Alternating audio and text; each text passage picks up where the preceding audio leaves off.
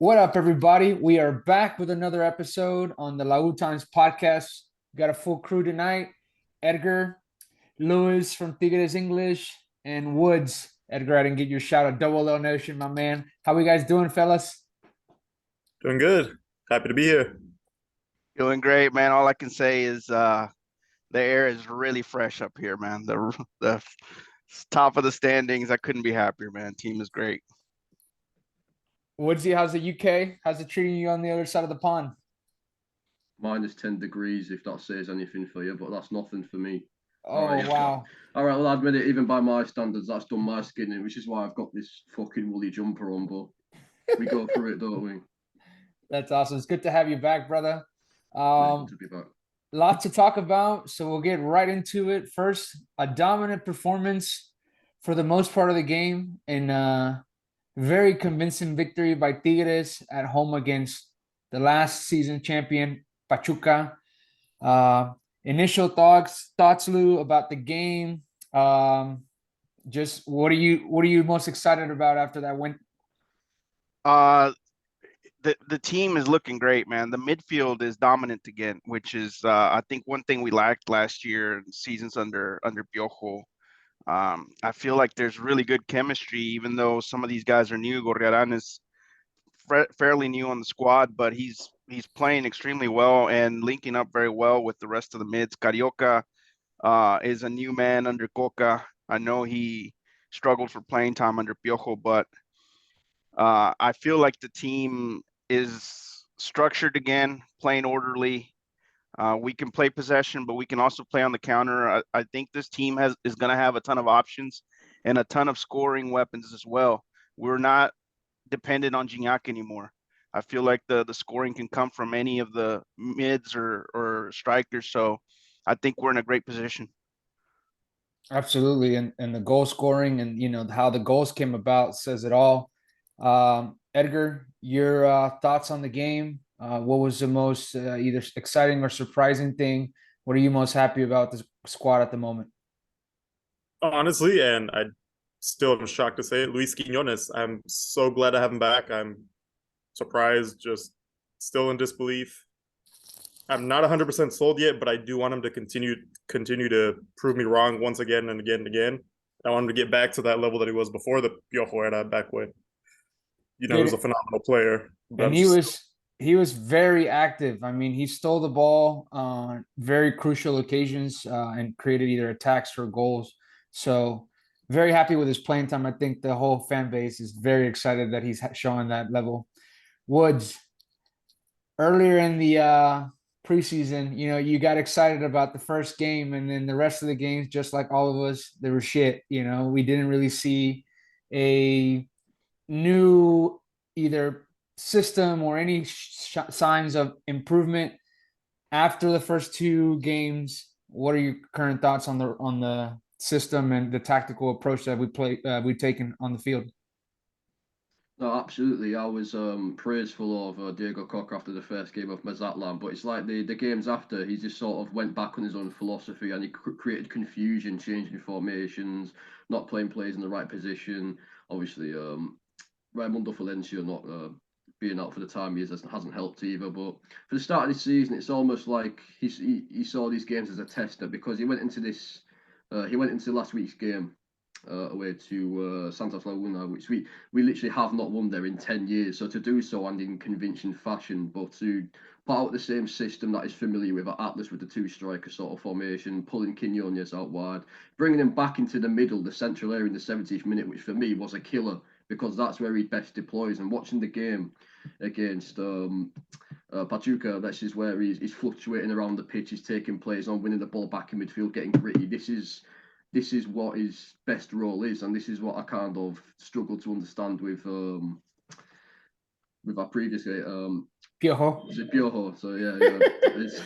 It's a good thing, my friend. It's a good thing that you forgot. We're all trying to forget about that time. Yeah, the less said about him, the better. Do you understand? So I guess I'm an advantage on that. But I mean, Lewis brought up a point: the fact that we've got much more goal scoring options in there. The fact we can bring Diente off the bench and Quinones getting in, taking players on, and Garari and that box to box aggressor, coming and making them last minute runs. And it really is the options going forward And on top of that, to sign maybe beyond Gignac, the best striker in the league behind Gignac. If not the best, some would say he's the best. Exactly. How greedy are we for options right now? It's a good time to be a Tigres fan after all the years of being going through a standstill period as well. It really is something different. Yeah, it's a lot of things have changed. I mean, even like just the aura around the team, everything that being talked about on social media, it's all positive. One of the things that to me has stuck out, and I saw it in that game a lot, which at first I'm not gonna lie, I was a little confused with Pizarro playing further back than Carioca. Usually, in both previous coaches, Carioca was the one that held back more and allowed Pizarro to float closer, to be sort of that box to box that we knew that's not what we got out of him. But in these two games, Carioca has been playing up higher, pressuring up higher, as high as Nando Gorrarian, playing behind Gignac. So I thought that was one of the most positive things that I also saw, that the midfield is back to being dynamic, and with the high intensity of the pressure as well as the 1-2 touches, a lot of really cool triangle passes, in FIFA terms that we created, or just that give and go was really spectacular this past game, and it ended with a very, like we said, convincing victory. One thing that Cocca said in a press conference that I thought was really interesting, and he didn't say it exactly in these words, but I think this is what he meant, that tactically under Piojo we were a mess. And I think it showed on the pitch, where oftentimes we were just disorganized, kind of running around like a chicken with the head cut off. Just a really wild kind of system. And Cocca said, I'm going to try to bring that back into the team. And I think you can see it in these games where the team is, everybody on the pitch is in the spot they're supposed to be in. The movement is almost choreographed in a sense. So I think that's helping out a lot with the passes, good movement. People know where they need to be. The other day I saw a clip. I don't know if it was Aquino or Chuy Garza. Somebody gave a pass. It was like a no-look pass just because he knew the player was going to be there. And so you're starting to see that more because tactically we're starting to be more organized, and you can see it on the pitch. You can see the results on the pitch. So we visit Tijuana tomorrow, and everything has been great for us. What besides, we signed the best forward, or the second best forward, as whatever way you want to play that, with Nicolas Ibanez. We're in rumors of signing Diego Lainez, and we still have not let go of a foreign player in this case, in order for Nico Ibanez to play. Everything's pointing to Florian Thauvin. What are you guys' thoughts on that? We'll start with you, Edgar. What do you think about this, of him, being the player that has to go?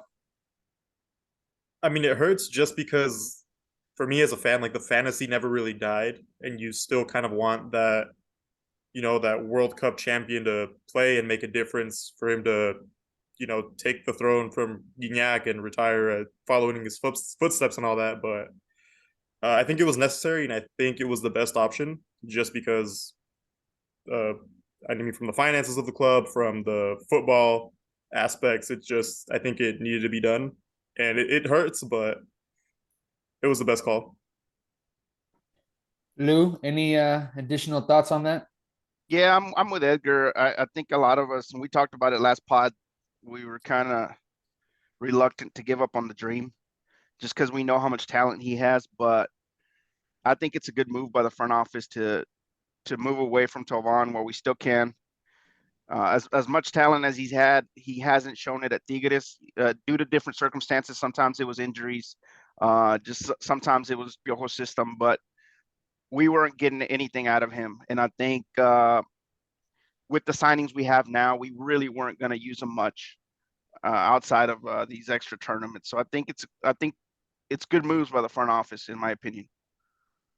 Woods, Carioca's contract is up in now 5 months, and Diente Lopez's contract is up in 10 or 11 months. Florian's now gone, or at least what everything points to. What do you see of that? Do you Are you okay with that decision for Antavon leaving, especially with the other two players with a shorter contract? I disagree. To be honest, I mean, I can see why the club's done it to free up the foreign spot. However, obviously, I can sit here all I want and say this player should go, this player should leave. Whether we should get a replacement in for Igor or Jordi Caicedo. Now we've got Ibanez in.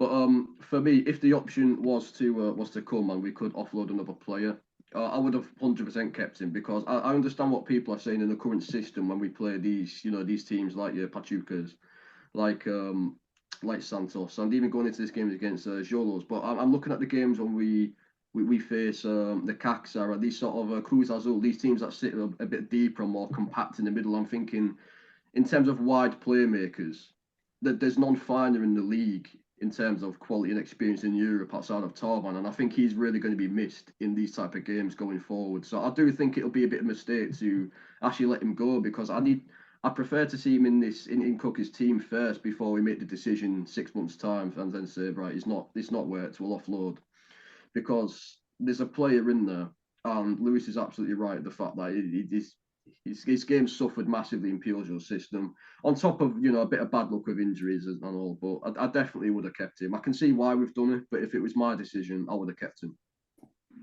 I mean, and I pointed out today on Twitter, I think that the best case scenario would be to loan him out and see where Carioca and Diente are, at 5 months from now when this season's over. And if Carioca walks, you're able to bring him back, see if he gains some form because he needs playing time. I mean, he's got the talent. He's an elite player for the league in terms of talent. Like we mentioned and emphasized, he didn't showcase it, but he just needs regular minutes. And at Tigres, he was not going to get it with the way that Cocca has shown to play so far. We know that we have different tournaments to rotate and balance minutes, so that could have changed.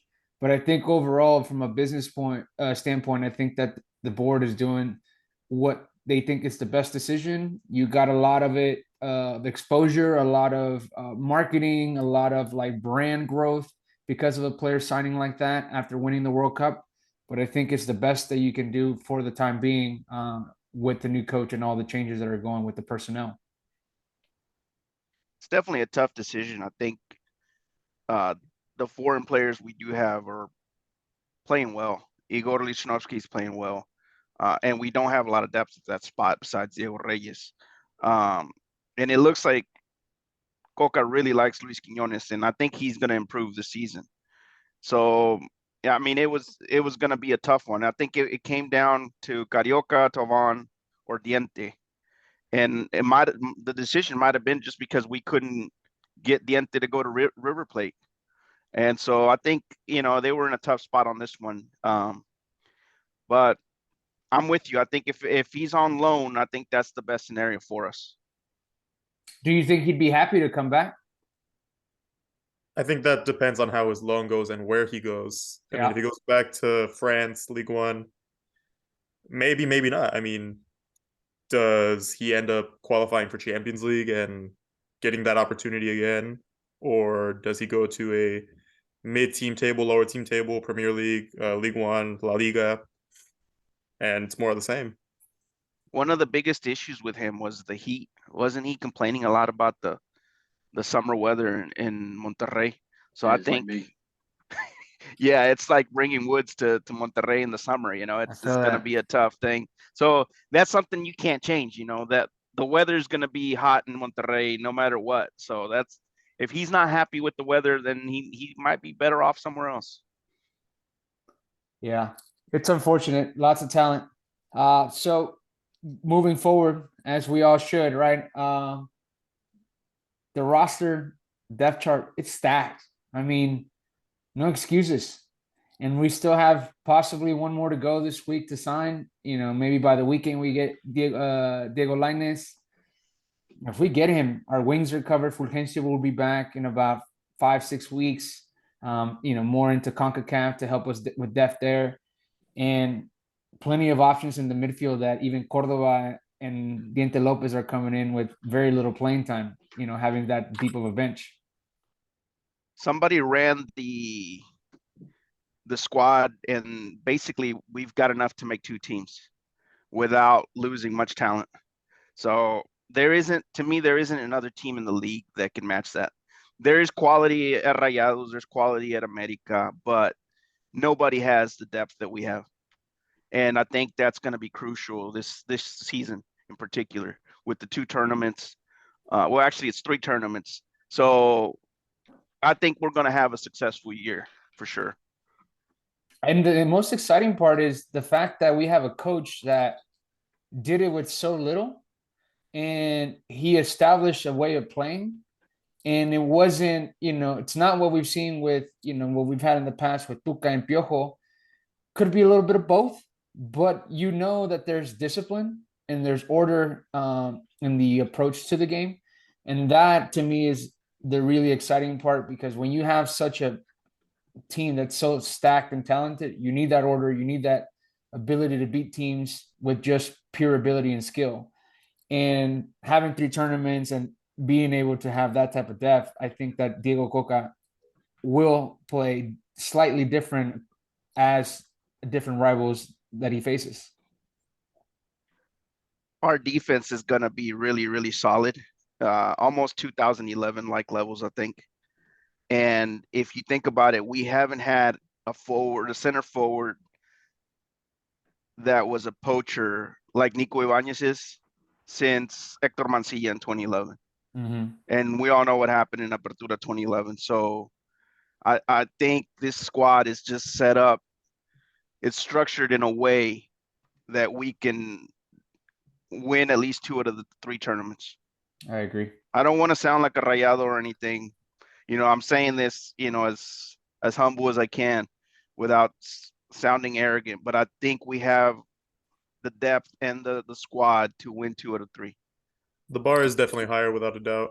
I think with these new signings, our predictions, might have definitely changed. And I think now it's, for me, top 2 in the league and definitely winning the CONCACAF Champions League. It's the easiest path to the championship.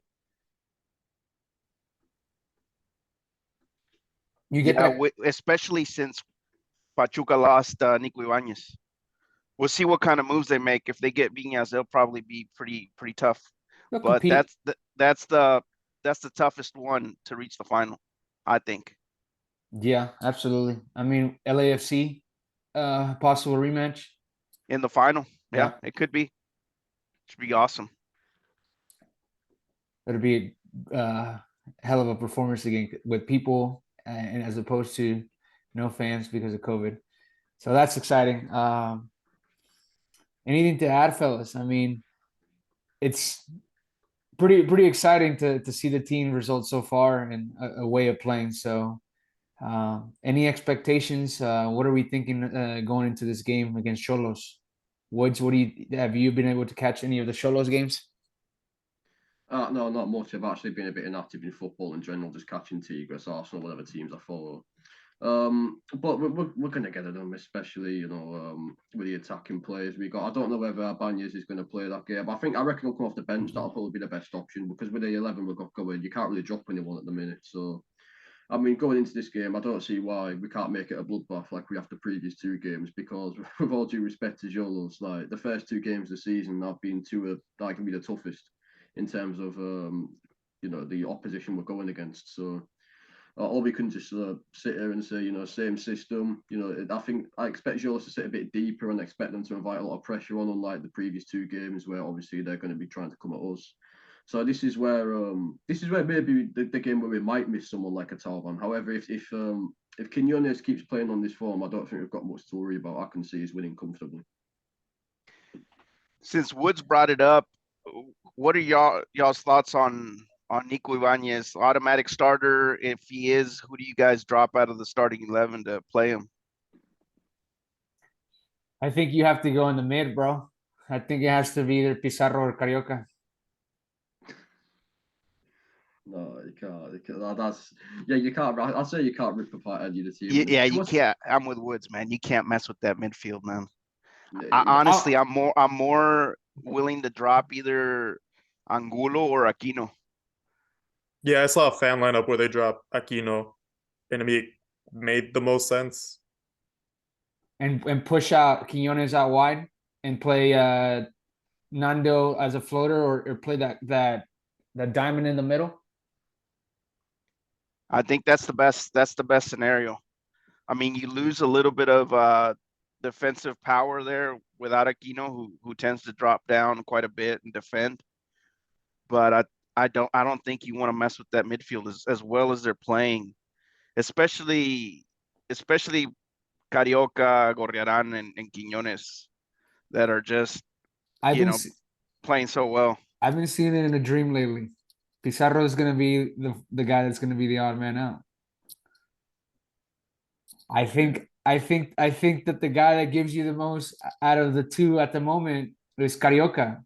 I think it's been established with the Yeah, way. but they're not playing like last season, Arnoldo. Like last season, it was a triangle with the two bases, Carioca and Pizarro kind of being the two central defenders. I think that the triangle kind of flipped where you got Pizarro Yep, playing as a lone central defender, correct. midfielder, and Carioca and Gorriarán kind of above him, more in an attacking role. So if you pull Pizarro, then now you're forcing Carioca to drop deep Correct. to do the job that Pizarro has to. So I think like Pizarro doesn't get a lot of the credit, but he's doing a lot of the dirty work He is. He so is. that to free up Carioca, you know? I just think that it's the natural thing to do if you're gonna pull out somebody and you're gonna keep Quinones who you're high on. And Aquino, I mean, I think he likes Aquino. He likes the flexibility and the pace that he has, and I think that every coach is gonna love that. I think it's hard to take him out of the lineup. I wouldn't take anyone out the lineup, to be honest. I mean, yeah, I agree in general. Like Carioca offers a lot more than Guido Pizarro, but like you got to bear in mind he's club captain. He sits deep. He's got the know-how. He has the leadership sort of thing. So No, for I me, get all that. I it's get all going to that. vary game by game, bro. So at the minute, he's not going to get into the team. But when it varies game by game, and when we need a bit more of that a direct like runner in the box, that's where he can come in, and that's where he can think, all right, next week you can, be So best you're off the thinking start. more coming off the bench kind of thing, Woods? Is that what you're saying? Yeah, at the minute, yeah, until it varies game by game, and I we think they're find gonna ourselves work him getting in where. for sure. Yeah, yeah, and Anzola's will be it'll be a good game to ease him in because, as I said, they're a team that sit deep and invite pressure. So when you think of that, you want those strikers that run at the defense and pull apart the defensive line and offer them gaps. So I think if he comes off the bench for the remaining 30 minutes, we can sort of get an insight into how he's going to really play for us, sort of thing. Well, he won't be there at this game. I don't think he's traveling, but I don't think he's on the actual playing list, if I'm not mistaken. Is it not? He stayed in Monterrey. He didn't get on the plane. Oh, he didn't. I saw. I thought I saw that he was still going. Florian's going to into that game. I think it's super awkward. Um, so yeah, I mean it's a tough decision to make, and I think that we haven't seen enough variables yet of how he would play with either two options, or two attackers. He's given a lot of playing time to Luis Quinones and hasn't really, he subbed in Cordova and Diente like late in the games we gone. So I don't think we've seen enough yet to say or show another way that he could possibly play that we can incorporate Nico Ibanez into the lineup yet.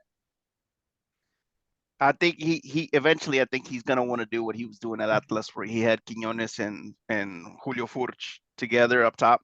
Mm-hmm. And I think that's his end goal. Yes, I said something similar, Lewis, on when we was linked to him. I was talking about how it's a perfect system, very similar to how it was at Atlas. Have that hold up player that Gignac who can do all sorts, the target man, and then you've got the runner, the direct goal scorer. It's similar Yeah. to Quinones. It's so similar, and in the system we play, it's just you can tell it's a very Cocca signing, and this is when Arnaldo said before about how he did so much with so little at the Atlas in terms of financial backing.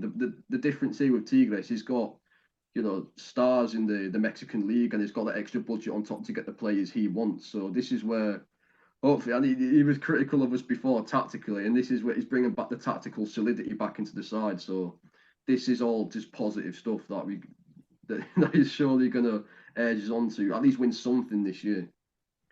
Every time I hear him in press conference, he sounds almost giddy, man. I think he's just so happy to have all these weapons, all these players available to him. That I think he like Wood says, he visualizes all these different ways that he can play. And then also have the ability to pull a player and bring in another one that's just as equally talented. And I think he realizes how fortunate he is to be at Tigres. So we're thinking, to emphasize the lineup that we're thinking, in the most ideal scenario, we got Nahuel, Chuy Garza at right back, Igor, Samir, and Angulo on the back four, Pizarro, Gorrarian, Carioca, Luis Quiñones forming a diamond in the middle, and then two forwards, Gignac and Nico. That was Yeah, similar to and the I lineup think I put out the other day, isn't it? What's I think that? Angulo and Aquino could flip. He could flip, but I think he probably prefers Angulo there. Yeah, I think so too. What were you gonna add? Yeah, I think exactly what you've just read out there is ironically exactly the same lineup I put out before we even played Pachuca, to be honest. So Nice. yeah, that's something I'd be all for. Yeah, because that gives you that diamond that he loves to play with in the middle, because they all, they're playing Russian roulette. They're just in a circle of moving positions. That's another thing that I noticed in that game against Pachuca. Everybody was able to replace each other with ease. Samir was exceptional at cutting off long Yeah. balls, and he Yeah, would. another tactically we call that flexibility. Yeah, That's something better than that we've got now. Yeah. And it felt like nobody was out of position in that game. no, absolutely not. Like people were in the right spots. It was just amazing, man. Like I felt like under Piojo, you seldom saw that. Yeah, and it's Somebody cool. would move up, and then there was a huge gap there, and now everybody's scrambling to fill it, or Yeah, and then we'd have Yeah, one I didn't defender realize back. how choppy the Piojo system was, or the Piojo era was, until this past game. I was like, man, it's complete 180. Dude, at the beginning, we recovered a lot of the ball under Piojo, and we would just shoot long. And at least I appreciated the intent to attack so much. But after a while, as he was running the players into the ground, like the guys were not down for that anymore. Like they didn't want to throw the long ball and just go get and chase it after it. So it worked when you didn't have to beat so many teams tactically. But as soccer evolved, think about it. When he was really good as a coach, he had Chucho Benitez throwing the ball and long ball. Of course, he's gonna take every defender. They were slow. So I don't think he evolved, and we got really excited with his style of play, and I think that at America at the end he was just terrible, and we thought he could make something work and create a spark, which he did. He gave Nico that scoring championship for the Diente, and two semifinals. But ultimately, we need, like everything we talked about, order, tactical structure, flexibility in this case for players to create that talent difference that Tigres has been known for and continues to do it, especially after these signings. So, predictions for this game. Did I say that before? I didn't think I said it. I didn't think I said a specific scoreline. I did say I think we'll win comfortably. I'm looking at 2-0, 2-0. I like that. Another solid defensive performance. I'm going 3-0. I think Tigres is gonna come out again and just go all out, man. I expect a high scoring game from Tigres. Yeah, 3-0 as well, right here. I think we give up a goal. I was thinking 3 goals as well, but I think we give up a goal just because of the turf. And that's another thing. I hope nobody gets injured, man. That turf is lethal. Yep. But it does produce some Golazos that don't even look that spectacular because it gets so much bounce on the ball. Correct me if I'm wrong. Isn't that the same stadium last year or last season we went to, and that's the game Talban got injured for another 3 months. Oh man, I can't recall because when we won 1-0. That seems like every game he got hurt, so I can't recall. That's a good point. Yeah, so I'm going 3-1. Anything else to add, fellas, before you head off? I just hope we land Lainez, man. I think Diego Lainez would be a nice addition, especially if Talvan's leaving. Then I think it'll be a nice addition on that right wing. That'll be too good to be true, line as well. I've seen this guy play in La Liga and the Olympics. In the Olympics, he was for me, player of the tournament. He's unbelievable the way he takes players on and puts passes in. It's just, I don't know. I just don't see it. I just want to see the world burn, and I want everybody hating on us. So I want him to sign him for that. We're gonna They got all the ESPN and Televisa TUDN guys talking about Fair play. fair play. Financial fair play. What is that, dude? Let's get a cap going. They want a cap now, man. I'd never heard anything about a cap in the 80s or in the 90s when America and Cruz Azul were playing great. Now they want a cap because we're amazing. That's crazy. Yeah, no. I'm here for it. But I know he wouldn't get any playing time, but it'd be nice to keep the haters talking. No, but these men are ignorant talking about spending cap because they forget that we've also offloaded a lot of players for money. They're forgetting the fact we're talking about offloading Torvan and the amount of players that we can let go of. You know, having seen over the years, Leo Fernandez going, we've already seen Ayala coming, hanging up his boots this season. So I don't see what these men are talking about. They're washed. Yeah, They're salty, man. They're just talking gibberish to try and cover up their little fantasy world. I don't care about these, man. Who cares, man? Who cares when we're holding the trophy? yeah. Yeah, good stuff, guys. Good stuff. Well, thank you guys for your time, and everybody tuning in. And the Edgar Double L Nation on Twitter. That's right. Double L Nation. Follow, please. We got Tigres English the God of the Get out Twitter of here. world. And Tigres Talk, my boy Woods, all the way live from the UK. He's right, man. He's right, as always. Thank you so much for y'all's time, fellas. See ya. Peace out.